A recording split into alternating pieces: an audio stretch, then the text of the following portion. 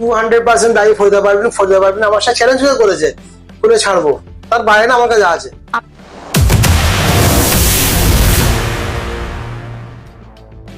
মেটাব্রোজ 138 নম্বর ওয়ার্ডের কাউন্সিলর ফরিদা পারভিনকে ঘিরে নতুন করে বিতর্কের সৃষ্টি হয়েছে। অভিযোগ উঠেছে চাকরি পাইয়ে দেওয়ার প্রতিশ্রুতি দিয়ে আর্থিক লেনদেনের সঙ্গে জড়িত থাকার। এই অভিযোগ তুলেছেন ব্যবসায়ী দিলওয়ার থান্ডার। অভিযোগকারীর দাবি, বিষয়টি সংক্রান্ত একটি অডিও ক্লিপ ইতিমধ্যেই সোশ্যাল মিডিয়ায় ছড়িয়ে পড়েছে এবং তা নিয়ে এলাকায় ব্যাপক চর্চা শুরু হয়েছে। ঘটনা নিরপেক্ষ তদন্তের দাবিতে তিনি 16 মে কলকাতা পুলিশের নাদিয়াল থানায় লিখিত অভিযোগ দায়ের করেছেন। এদিকে পাল্টা প্রতিক্রিয়ায় ফরিদা পারভিন একটি অডিও বার্তার মাধ্যমে তার সমর্থকদের উদ্দেশ্যে দাবি করেছেন, ভাইরাল হওয়া ভয়েস ক্লিপটি সম্পূর্ণ ভুয়ো এবং এআই প্রযুক্তির সাহায্যে তৈরি করা হয়েছে। তার অভিযোগ, রাজনৈতিক উদ্দেশ্য প্রণোদিতভাবেই একটি মহল তাকে বদনাম করার চেষ্টা করছে। তবে ভাইরাল হওয়া অডিও ক্লিপের সত্যতা স্বাধীনভাবে যাচাই করেনি 24x7 নিউজ বেঙ্গল। আরে শোনো না, 3টে টোটাল প্লেস আছে, ঠিক আছে? হ্যাঁ দিদি, 3টে প্লেস ওই 3ই করে রাখবে, মানে রাউন্ড ফিগার ধরে রাখবে 3। তাহলে এক কাজ করো, আজ যেহেতু কালকে তারিখ হচ্ছে তোমার কত, 29 তারিখ, তো সামনের মাসে 29 তারিখের মধ্যে কিন্তু দিতে হবে বাকিটা। এই তো ওইরকম বলছে, এখন 70 দিচ্ছে আর 20 কিন্তু ঠিক এক মাসের মধ্যে। এক মাস পরে দেবে। তো 12,000 টাকা মাইনে তুমি অফিস থেকে পাবে। হ্যাঁ দিদি, 12,000 টাকা বাদ দিয়ে তোমাকে সব অফিসে দিয়ে দিতে হবে। ওরা দুজনের কাছে কত বললো হয়েছিল? 50 করে না? 70 करके वो हम अपने पास से आपको दे दिया था, फिर बाद में उसका लेटर जमा किए थे, और ये जो थर्ड वाला है इसका 90 दिए थे। 90 আমার মনে আছে। আর এই মাইনেটা আগে তো হলো আমার অফিসে ঢুকেছে 5,000 টাকায়। 4 बजे आया है दीदी सैलरी, कल उठा करके हम घर पहुंचा देंगे। হ্যাঁ ঠিক আছে, শোনো আর দুটো জায়গা রয়েছে, আজকেরই দিতে বলেছিল এডি, ঠিক আছে? তো আমি তো দেবো না, এক করে বলো, এক করে বললে 10 করে তোমাকে দেবো। কোনটা अगला को बढ़ा करके बोल दे दीदी, तब ना वो एक में आएगा। তো তো তো তো একই কর, আমি 10 করে তোকে দেবো। কোনটা আপনার নাম? আমার নাম দিলওয়ার থান্ডার। আজকে আপনার এখানে আসার মূল কারণ হচ্ছে আপনি থানাতে একটা অভিযোগ দায়ের করেছেন ফরিদা পারভিন কাউন্সিলরের বিরুদ্ধে, কি বিষয়? দেখুন, আমি থানায় একটা অভিযোগ দায়ের করেছি এই কারণে, আমি একটা অডিও শুনলাম, যে অডিওতে দেখা যাচ্ছে আমাদের ফরিদা পারভিন কাউন্সিলর যিনি, তিনি চাকরি বিক্রি কিভাবে করে, আর চাকরি বিক্রির জন্য যেভাবে ধরপকড় হচ্ছে, তো ওনাকেও ধরা উচিত। তাহলে তো উনি কি যে কারাপশন করেছে, যেগুলো সেগুলো কারাপশন, বড় কারাপশন, এগুলো এই কারাপশনের জন্য আমি অভিযোগ করেছি যে এগুলো তদন্ত হোক, আর এর সঠিক ভাবে তদন্ত করে এটা যেটা আইনত যেটা সাজা হওয়া সেটা সাজা হওয়া দরকার। আচ্ছা, ফরিদা পারভিনের বিরুদ্ধে আপনি কমপ্লেনটা যে করেছেন, সেটা পুলিশ কি কোনো পদক্ষেপ নিয়েছে এর পরবর্তীকালে কমপ্লেনের পর? 2 দিন তো পুলিশেরও টাইম দিতে হবে না, দেন না, ওনাদের টাইম না দিলে ওনারা যাচাই করবে কোনটা রাইট কি রং। একদমই, যদি রাইট হয় তো অবশ্যই ওরা ওনাকে অ্যারেস্ট করবে, আর অ্যারেস্ট করা দরকার।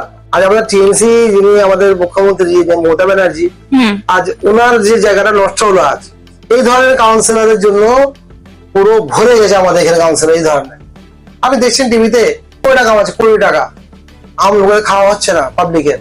তাহলে এখানেও কি আপনার বক্তব্য যে তৃণমূল কংগ্রেসের এই যে পতনের কারণ এই ধরনের কাউন্সিলর বা এই কারাপশনের জন্য? এই ধরনের কাউন্সিলর জন্য আর তৃণমূলের পতনের কারণ। আর আমি এটাও বলতে চাই, আমাদের মুখ্যমন্ত্রী যিনি হয়েছেন আমাদের শুভেন্দু অধিকারী মাননীয়টাকে বলতে চাই, এই যে কারাপশন যেভাবে হয়ে আছে, বিজেপিতে এই ধরনের কারাপশন না হয়, শক্তি ভাবে যেভাবে লড়ছেন এখন, একদমই ওইভাবে উনি সবাই স্ট্রং ভাবে রাখেন, কোনো কারাপশন না হয়।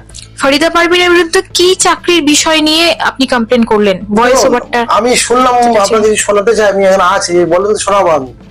হ্যাঁ, ওটা তো আমরা প্রমাণ হিসেবে নেব অবশ্যই। কারণটা কি ছিল, মানে কি পোস্টের চাকরির জন্য উনি? দেখো, উনি দুটো পোস্ট দিয়েছে, একটা একজনকে বলছে যে কাজ 45,000 টাকা মাইনে মেনে নেওয়া যায়, ওকে বলো যে তোর কাজে যেতে হবে না, প্রতি মাসে 10,000 টাকা আমার অফিসে দিয়ে যা। এটা শুনলাম আমি। তারপর আরেকটা শুনলাম আমি, উনি যেটা বললেন যে 1 লাখ টাকা করে নেন, 3টে সিট খালি আছে, 1 লাখ টাকা ডিল ফাইনাল কর। এটা অনেক কথা শুনলাম আমি, যেহেতু দেখে মনে হলো আমার যে অন্যায়। উনি একটা নতুন অডিও ছেড়েছেন, এটা এআই অডিও। আমি চ্যালেঞ্জ করছি, এটা অরিজিনাল অডিও, তার প্রমাণ আমার কাছে আছে। যদি থানা কোনো সহযোগিতা চায়, পুলিশ সহযোগিতা চায়, আমি অবশ্যই করবো। তৃণমূল যিনি বিধায়ক, উনিও তৃণমূলের এবং ফরিদা পারভিনও তৃণমূলের। আমরা দুজনেই তৃণমূল কংগ্রেসেরই প্রার্থী তিনি ছিলেন। তো আপনি কেন হঠাৎ করে এনার বিষয়ে বললেন? আপনার সাথে কি কোনো পার্সোনাল রিজন না, হঠাৎ করে নয়। এর আগে একটা আপনি 2 বছর আগে আমার সঙ্গে ঘটেছিল, এই কাউন্সিলর আমার কাছে 26 লাখ টাকা মতো নিয়েছে, উনি 26 লক্ষ টাকা নিয়েছেন। কি কারণে? আমাকে ভয় দেখে 1 লাখ বলে, আপনি বললেন কেন দেবেন ঘুষ? ভয় দেখাচ্ছে। আপনি বলছেন কি কারণে দেবেন? ওনাদের বিষয়ে কমপ্লেন, আমি তারপরে আমার কাছে 1 কোটি টাকা চেয়েছে, দিতে পারিনি বলে আমার ভালো জমি খুলে পুকুর করে দিয়েছে। 1 কোটি টাকা কি কারণে?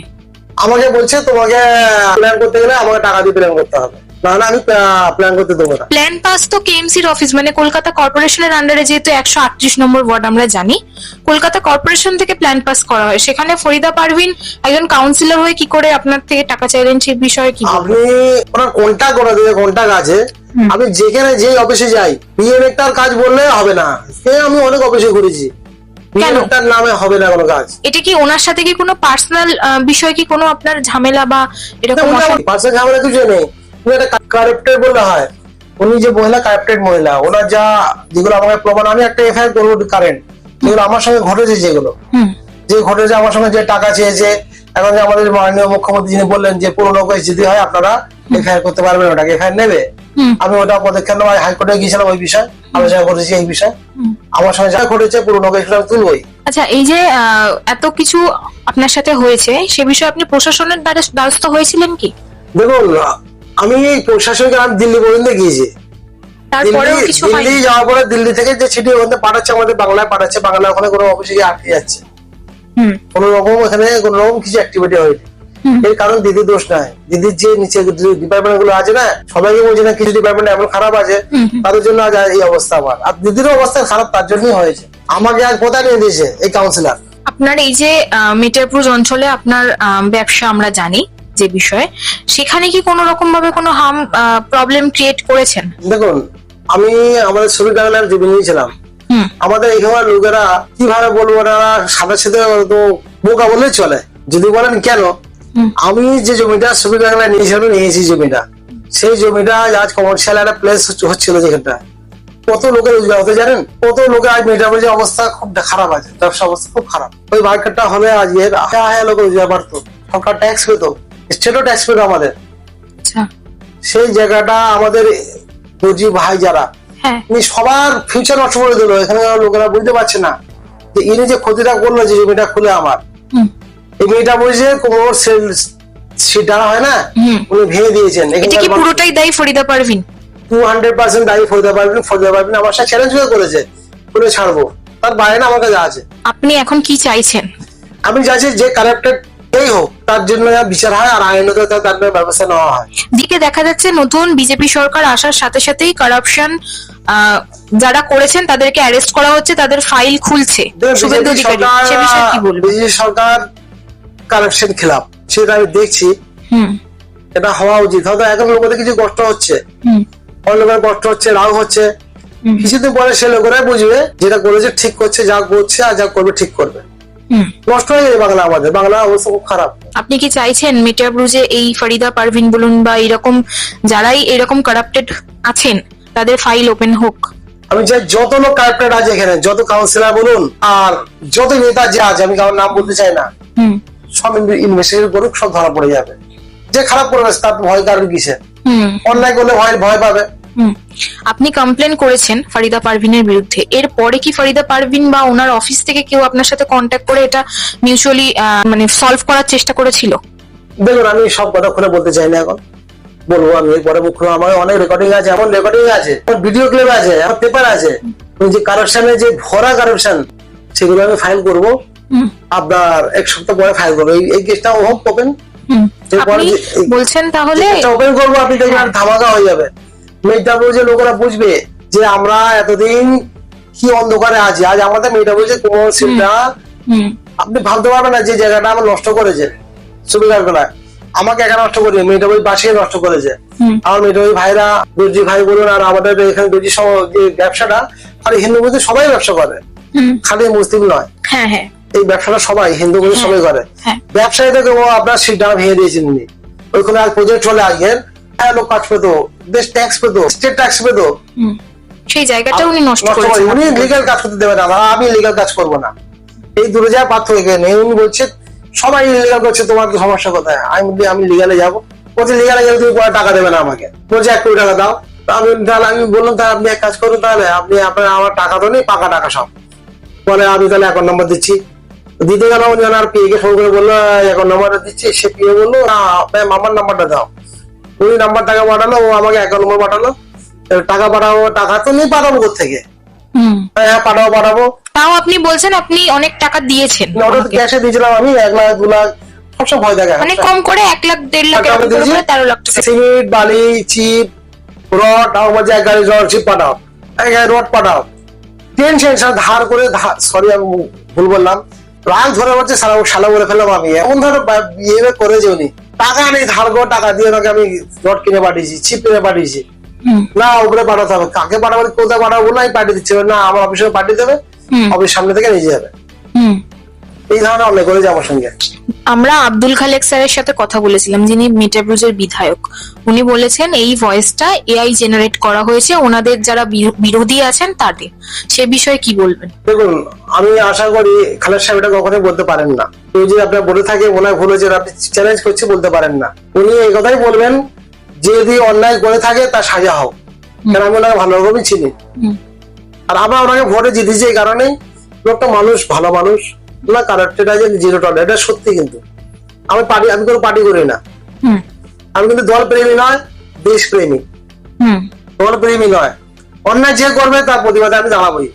আমাদের এখানে একটা কিছুদিন আগে আপনি বলছেন, এই কথা বলা উচিত না, বলছি পরের টপিক বলবে এটা আপনাকে।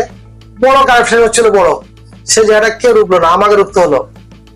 সেই কারণের জন্য আপনি অনেক প্রবলেমের মধ্যেও পড়েছেন। অনেক প্রবলেম ফেস হচ্ছে। আমার পিছনে এত শত্রু, এত আমাকে মার্ডার করার প্ল্যান ধমকি এসেছিল, ঠিক আছে, সত্য ঘটনা। এইগুলো থানা ওসি ছিলেন একজন, সুমন বন্দ্যোপাধ্যায়, আগের ওসি ছিলেন। উনি আমার সঙ্গে যা অন্যায় করেছেন, আমি ওনার বিষয়ে কমপ্লেন, কোর্ট কেস, ওনার নামে এসিজিএম কগনিজেন্সি নিয়েছেন। আমরা হাইকোর্টে কমপ্লেন করেছি ওনার নামে। আমাদের ডিসি সাহেব, যিনি আমাদের DC2 SK পাই, তো ওনার কাছে একটা ইনভেস্টিগেশনের জন্য হাইকোর্ট অর্ডার দিয়েছেন। তো সে কিছুই হলো না। তবে দেখুন কোটা কন্ডম করবো আমি, মানে আমি সমস্যা মনে হয় জানেন, এই মেয়েটা পুরো ছেড়ে চলে যাবো। এখানে লড়াই, কত সমস্যা করবো, কত সমস্যা লড়াই করবো। পুরো ডিপার্টমেন্ট, আমি দিল্লি গেলাম, দিল্লি যাওয়ার পরে দিল্লিতে এখানে কাগজ আসা আটকে যাচ্ছে। আমি মিনিস্টার অফিসে জিজ্ঞেস করছি, দেখুন এখানে চলে গেছে এই মেল, এই জায়গা লোকেশন দেখাচ্ছে, কিন্তু এই জায়গা আটকে যাচ্ছে। ওখানে আমার হাতে কিছু করার নেই জায়গা। তাহলে আপনি এখন বলতে চাইছেন ফরিদা পারভিনের আপনার শাস্তি চাই, ওনার ফাইল নিয়ে পুলিশ তদন্ত শুরু করুক, এটাই আপনার বক্তব্য? এটা উচিত। আমি কেন, প্রত্যেক মানুষ, লোক ভয়তে বলতে পারে না, লোক ভয়তে বলতে পারে না যে ফরিদা পারভিন কারেকশন করছে। লোক আপনি ভয় কেন? উনি তো একজন পাবলিক সার্ভেন্ট বলতে গেলেন, উনি সাধারণ মানুষের জন্য, ওনার ওয়ার্ডের উনি কাউন্সিলর, উনি সাধারণ মানুষের জন্য, মানুষ ওনাকে ভয় পায় কেন? ওনাদের হাতে দেখুন প্রশাসন, ওপর র্যাঙ্ক সব ওনাদের হাতে, ঠিক আছে।